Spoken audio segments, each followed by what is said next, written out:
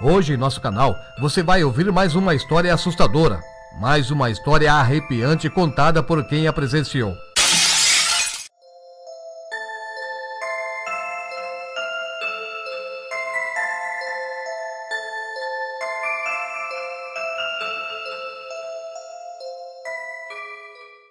Existem filmes, relatos, livros, HQs que falam sobre o lobisomem, mas a maioria dos seus autores nem sequer imagina qual seria a sensação de ficar cara a cara com esse personagem, que muitas pessoas do passado e até mesmo dos nossos dias dizem ter visto ou terem tido algum contato, mesmo que indiretamente, com esse tão assustador lobisomem.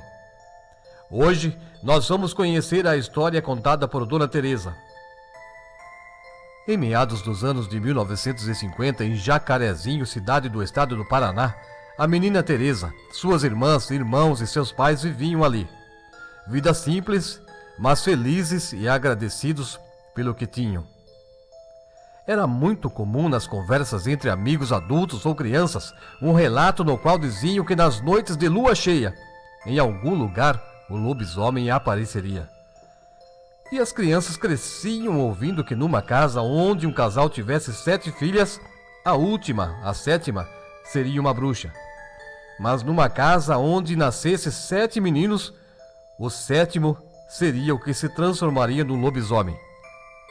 E o único acesso a outras informações que tinham era através do rádio de pilha ou através de algum viajante que passava por ali. O local onde eles viviam era de pouca vizinhança. E nos sítios e fazendas eram encontrados sempre várias famílias.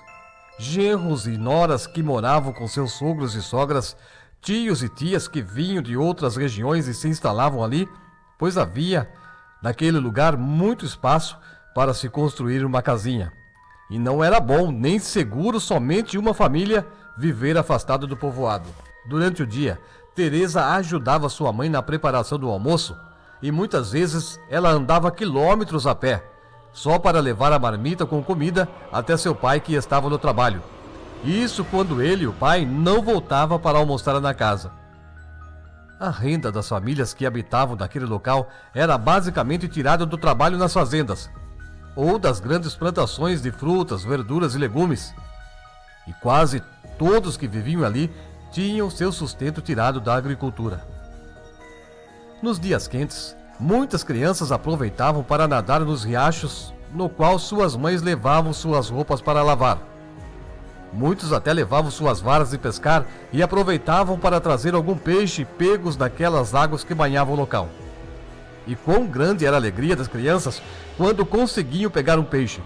Saíam logo correndo segurando a vara de pescar, com o peixe pendurado no anzol, e iam mostrar para suas mães que estavam lá junto das pedras que elas usavam para bater as roupas molhadas. Naquelas idas e voltas até o rio, as mães pediam para que seus filhos não se afastassem muito do lugar onde elas estavam. E também aproveitavam para mostrar na areia da margem do rio as pegadas deixadas por um ser aparentemente humano, mas que as marcas dos dedos deixadas na areia parecia a de um animal. Não era difícil supor que se tratava do lobisomem, principalmente quando a noite anterior foi de lua cheia. Parecia que o tal animal, ou não, parou ali para se refrescar bebendo daquela água do rio, que era cristalina, e também que ele rolava deitado de um lado para o outro na intenção de encostar o seu corpo na vegetação que se amassava toda com os seus movimentos. Dos animais que vinham até ali, era do conhecimento de todos que os cavalos tinham o costume de rolar na terra também para se coçar. Mas naquele caso, não era um cavalo que se deitou ali, pois as pegadas deixadas na areia era de outro tipo de animal. Existia uma vegetação de mata fechada nos arredores, e durante o cair do sol, qualquer pessoa que passasse por ali podia ouvir rosnados e grunhidos lá no meio da vegetação sombria. Naquele lugar, na beira do rio, perto da mata, conta-se que muitos pescadores que iam ali durante a noite saíam correndo apavorados e perseguidos por algum ser provavelmente, que defendia aquele lugar. Alguns diziam que era uma onça, outros jaguatirica, que certamente morava naquele matagal, outros cachorro do mato, mas poucos, somente aqueles que disseram ter suas roupas e costas rasgadas por unhas ou garras de um animal grande, tinham coragem de dizer que foram perseguidos e atacados pelo lobisomem, e mostravam as cicatrizes em suas costas, braços ou pernas. As crianças daquela região viviam se perguntando se realmente o lobisomem atacava as pessoas. Podia ser que as marcas naqueles homens foram feitas por arame farpado, enquanto passavam por debaixo de alguma cerca durante a fuga para escapar de algum touro brabo. Mas existia uma dúvida. De todos eles, será que todos aqueles homens foram marcados na cerca de arame farpado? Eram vários. Seria coincidência demais. Os mais antigos contavam que os lobisomens vinham durante as noites enluaradas para arranhar as portas das casas, deixando esse sinal como um pedido por uma tigela de sal. Diziam também que os lobisomens agiam como raposas, entrando no galinheiro para pegar ovos ou uma galinha para saciar sua fome. Sempre foi notável que os cachorros tinham muito medo daquele animal, que parecia um lobo com um corpo de homem.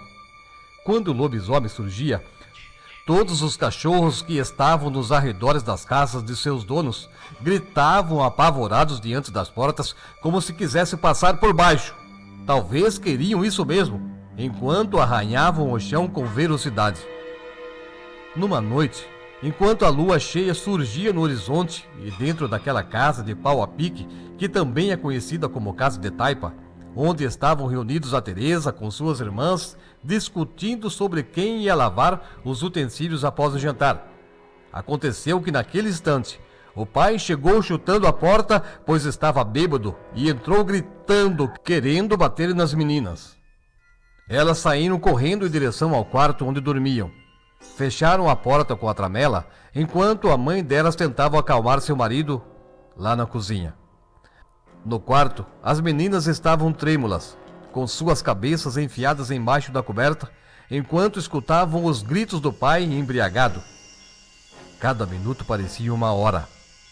Mais tarde, após o homem ter se acalmado e ir para seu quarto para dormir, a casa ficou no silêncio da noite. Ouvia-se os grilos e o canto de alguma coruja saindo em busca de algum alimento. Cuidadosamente, uma das irmãs de Teresa se levantou e foi apagar a chama da lamparina. O quarto delas ficou em trevas. Pouco depois, enquanto seus olhos iam se acostumando com a escuridão, podiam ver os raios do luar entrando pela fresta da janela e também pelo telhado. Havia buracos na parede, pela falta do barro desgastado pela chuva que precisava ser fechado novamente. Através de um dos buracos, o maior na parede, as meninas podiam ver, mesmo que de maneira fosca, as folhas das árvores balançando lentamente com a suave brisa da noite. Num determinado momento, enquanto Teresa olhava através de um dos buracos, em questão de segundos, ela viu uma sombra passando diante daquela abertura. E sussurradamente, com medo de acordar seu pai, relatou às suas irmãs o que viu. Enquanto saía do quarto para chamar a mãe, que ainda estava na cozinha limpando as sobras do jantar. A mulher sentiu seus cabelos arrepiando quando se lembrou que era noite de lua e lua cheia. Mãe e filha ficaram em silêncio naquela cozinha. Teresa se agarrou na cintura da mãe, que começara a rezar.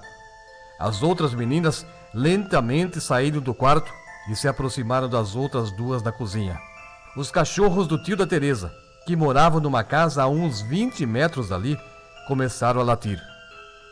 E aqueles latidos pareciam ser um sinal de alerta, pois pouco a pouco outros cachorros mais distantes também surgiam com seus latidos e uivados em tom de desespero.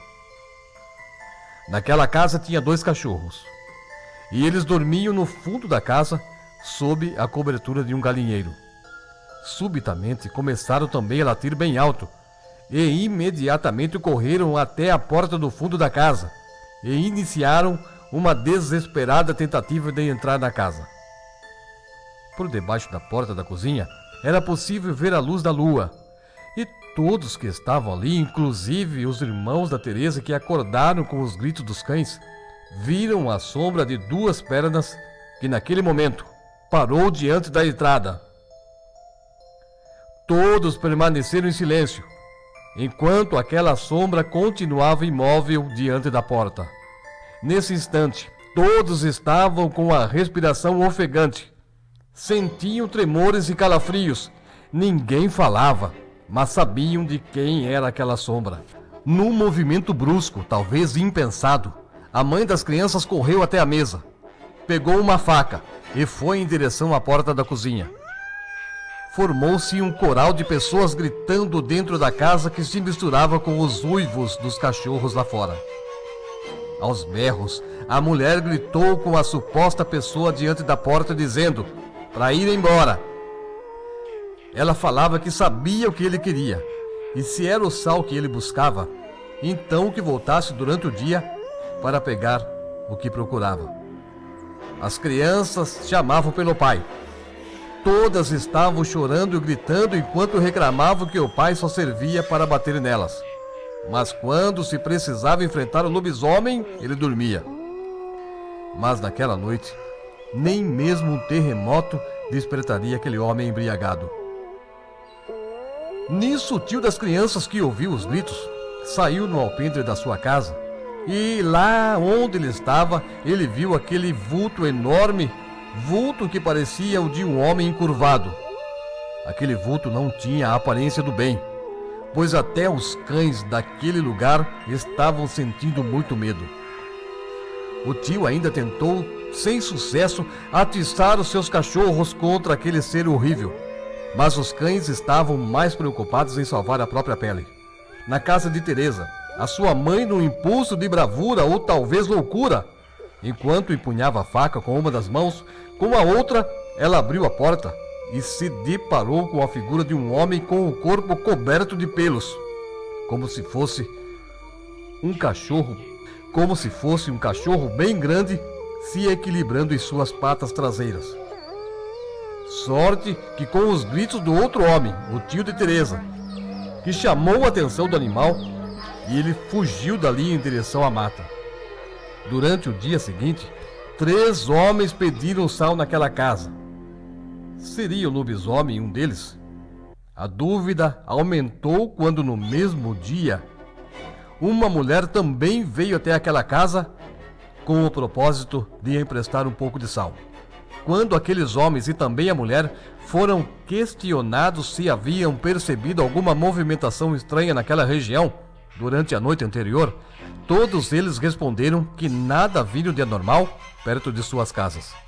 No vilarejo, a alguns quilômetros dali, muitas pessoas tomaram conta do acontecimento e então se dirigiram até o sítio daquela família na intenção de obter mais detalhes do ocorrido e do suposto lobisomem que rondava por aquele local.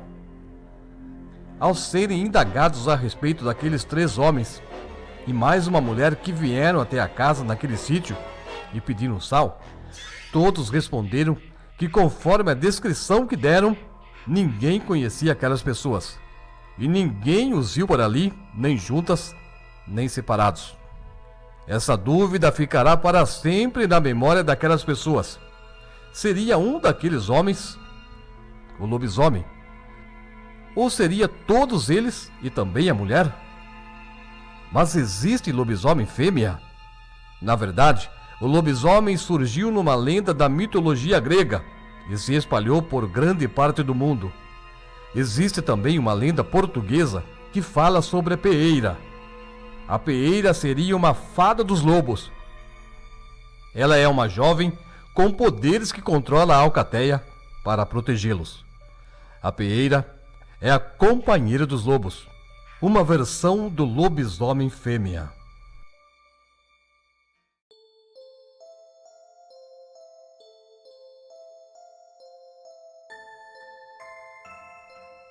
O pai começou a bater em nós, né? E a mãe começou a rezar, com medo do pai, e não sei por que, mais medo que ela tinha, né? E nós tudo com medo. e ela falou, vai deitar. Daí nós fomos deitar. Aí quando eu olhei pro buraco, tinha um buraco na parede assim, sabe? Que era, a casa era de pau a pique. Passava assim, gente assim, a gente percebia quando eu vi, meu Deus do céu, passou o lobisomem. E daí a gente gritou, né? Mãe! Misericórdia, mãe do céu, corre aqui. Aí a mãe foi correndo lá, tava tipo, parado lá, aquele homem peludo parado assim, e nós tudo gritando. Aí a mãe falou assim, amanhã você vem buscar o saldo, porque eu quero conhecer você. Mas eu vi o lobisomem, de verdade.